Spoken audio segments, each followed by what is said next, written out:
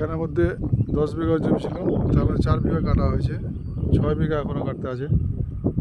এই যে সব আমাদের হিরোগুলো সব এখন ধান থেকে কাটে উঠলো, এখন কাটবে, সব জলে ডুবে গেছে।